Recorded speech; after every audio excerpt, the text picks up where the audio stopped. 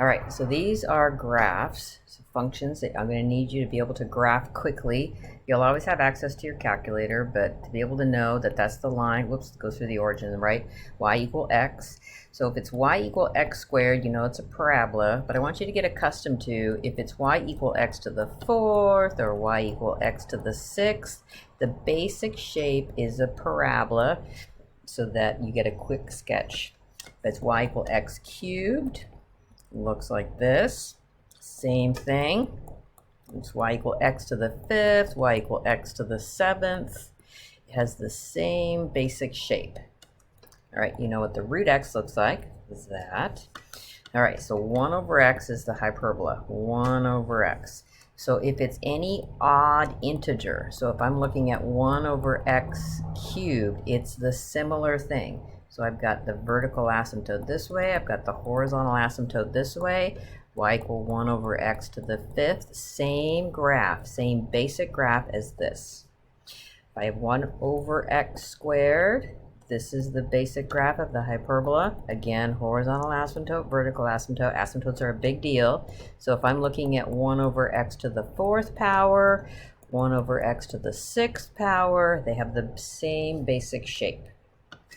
If I'm looking at x equal a, that's not a function.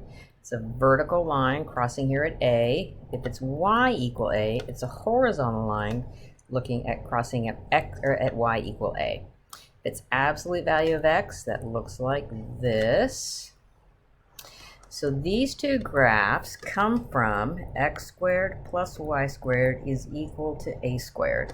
So if I was to solve for y, then I would get plus or minus, and that's what this is. This is the minus, this is the plus. So this is part of the circle centered at the origin of radius a. So this one would be the top half of the circle. So radius a, so it goes from negative a to a. This one would be the bottom half of the circle, negative a to a. So all of these places. I want you to know that. All right. Let's keep going in the order. So x equal y squared is not a function, but it's a necessary graph you need to know. So don't go solving it to put on your calculator because you only get half of the graph. So know this graph. It's going to come up often. So this is something you've probably not seen before, but what do we do if we are trying to find something? We plot some points, right? So if I put in -1 or -2 into this or this, doesn't matter which way it's given to you. If I put in -1, I get -1 over, it's the absolute value of -1. Let me write it down. Absolute value of -1 over -1. That gives me 1 over -1. That gives me -1. If I put in a -2, absolute value of -2 over -2. So I get 2 over -2. That gives me -1. Okay, so I cannot use 0, right? Cannot use x equals 0. It gives me 0 over 0. We're going to talk a lot about that in days to come. If I plug in 1, I get 1. If I plug in 2, I get 1. Okay, so this is what's going to happen. So if I plug in 1 or 2 or any number larger than 0, I get the y value of 1, but I can't use 0, so I put an open hole there. If I plug in any negative number, I get the y value of -1, so I'm going to put an open hole there at x equals 0. So this, I'm just going to call that graph. This graph is going to come up often enough, and I want you to be able to draw it. X to the 1/3 is the inverse of x cubed, so it looks like this.